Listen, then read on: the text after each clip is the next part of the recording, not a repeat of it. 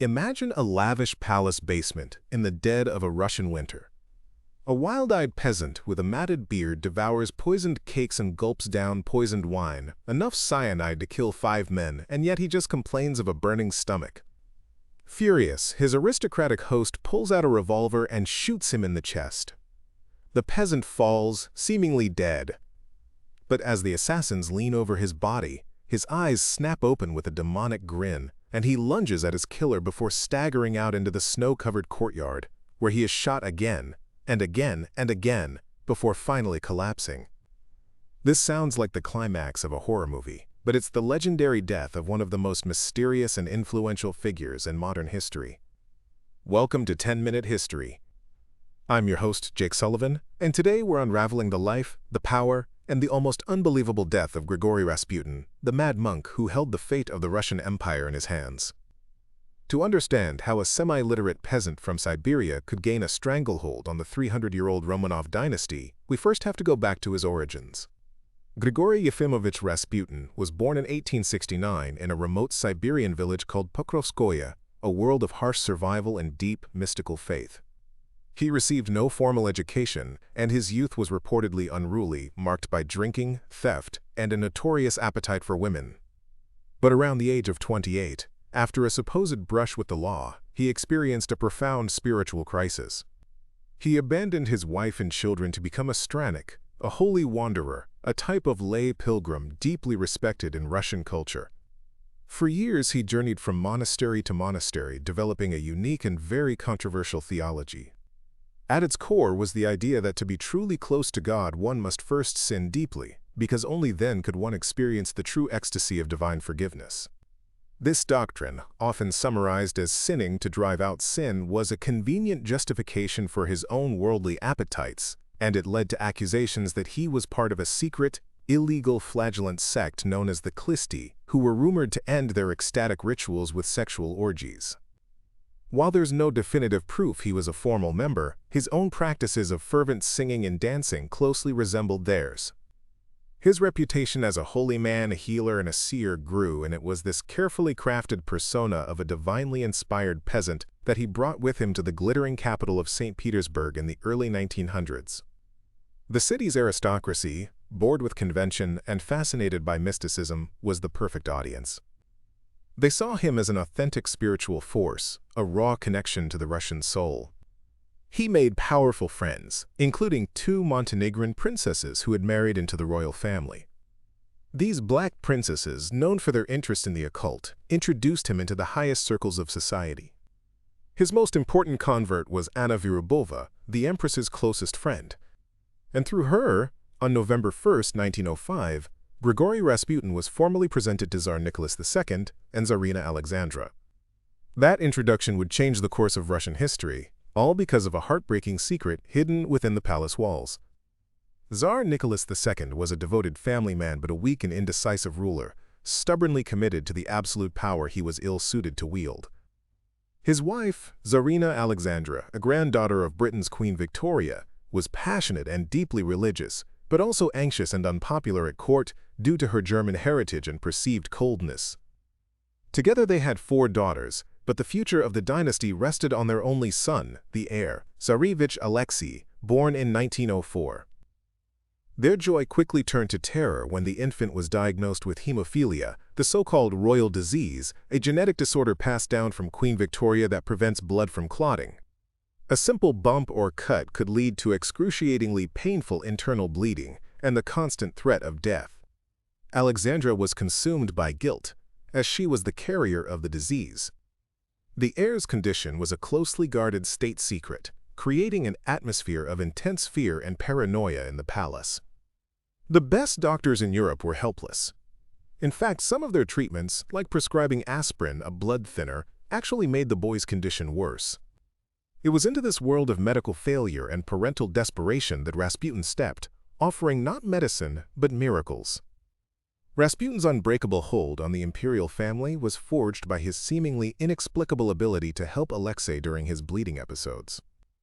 The most famous incident happened in the autumn of 1912 when the family was at their hunting lodge in Spala, Poland. 8-year-old Alexei suffered a severe internal hemorrhage after a bumpy carriage ride. His condition deteriorated over 10 days until the doctors gave up all hope.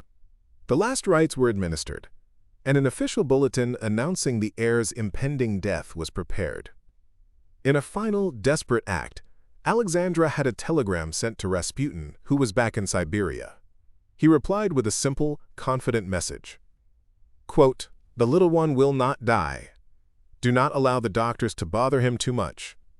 God has seen your tears and heard your prayers." End quote. Shortly after the telegram arrived, the bleeding stopped, the fever broke, and Alexei began to recover. To Alexandra, this was absolute proof. Rasputin was a holy man sent by God to save her son. Her faith in him became unshakable. But how did he do it? Historians point to a combination of factors. First, Rasputin had a powerful, calming presence.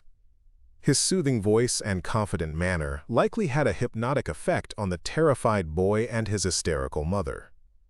By reducing their stress and anxiety, he could have lowered Alexei's blood pressure, slowing the bleeding. Second, and perhaps most importantly, his instruction to not let the doctors bother him was crucial. By ordering the doctors away, he inadvertently stopped them from poking, prodding, and administering harmful medications like aspirin. He essentially allowed the boy's body to heal itself. Regardless of the mechanism, the result was the same. Rasputin became our friend, an untouchable figure with absolute access to the imperial family.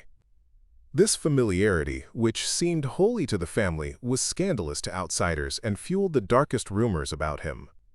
With the Empress's absolute trust, Rasputin's influence began to spread from the nursery to the affairs of state, a period that became known contemptuously as the Rasputinschina, or the Rasputin era.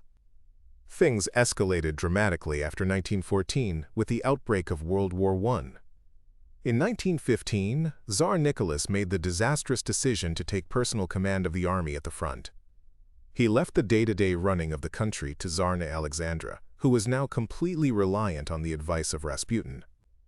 Alexandra's letters to Nicholas at the front are filled with his political suggestions. "Listen to our friend," she would beg. This led to a chaotic ministerial leapfrog, where competent ministers who opposed Rasputin were replaced by a succession of his corrupt or incompetent cronies. The most notorious was the appointment of Alexander Protopopov as Minister of the Interior, a man widely seen as unstable but who was a devotee of Rasputin.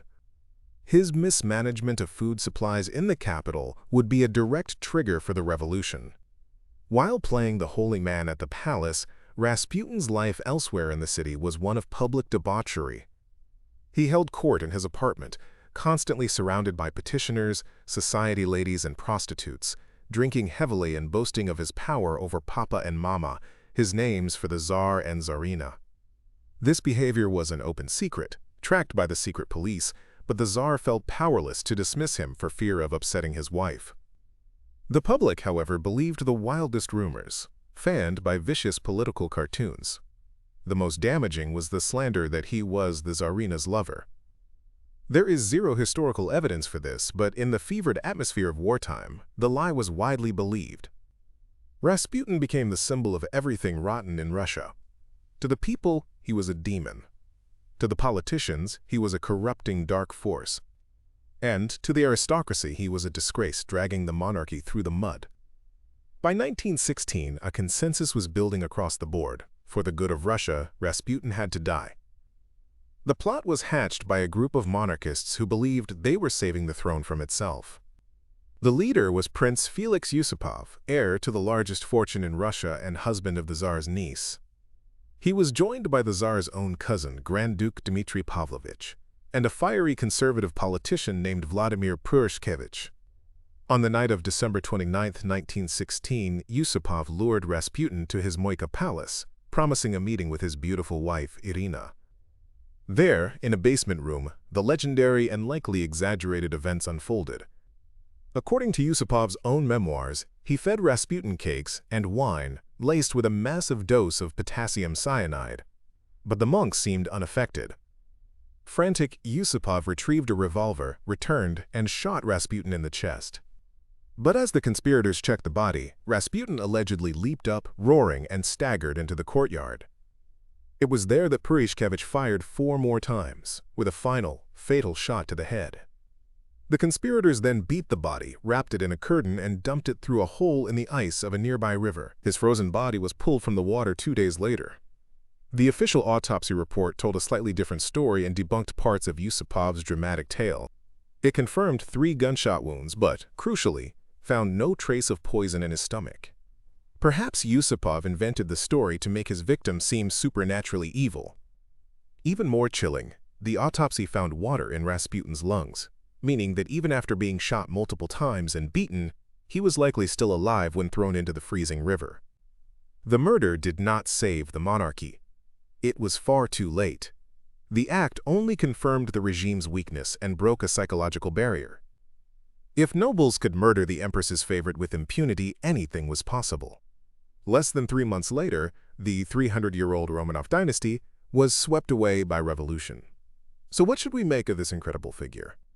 Was he a demon, a saint, or something else entirely? The revolutionaries, and later the Soviets, painted him as a debauched, power-mad puppet master, a perfect symbol to justify their overthrow of a corrupt regime. To Empress Alexandra and her small circle, he was a true holy man, a martyr whose miracles saved her son. Modern historians, however, see him as something far more complex, a shrewd and charismatic peasant who was a product of his time. He was both genuinely pious and deeply flawed. Most importantly, he was not the cause of Russia's collapse, but a symptom of its terminal illness. The Tsar's weakness, the Empress's desperation, and the isolation of the court created a vacuum that a man like Rasputin was perfectly positioned to fill. He was a mirror held up to a dying empire, reflecting its decay, its desperation, and its disconnect from reality. He didn't create the rot, he was just its most visible and grotesque manifestation. His story is a timeless cautionary tale about how crises of leadership can destroy a nation, and how the search for simple, miraculous solutions can lead to catastrophe. The shadow that fell over the throne was gone, but the throne itself was about to be consumed by flames. So what are your thoughts on this? Was Rasputin a master manipulator or just a man in over his head? Let us know down in the comments. If you found this interesting or learned something new, please give this video a like, and don't forget to subscribe to 10-Minute History for more deep dives. Thanks for listening.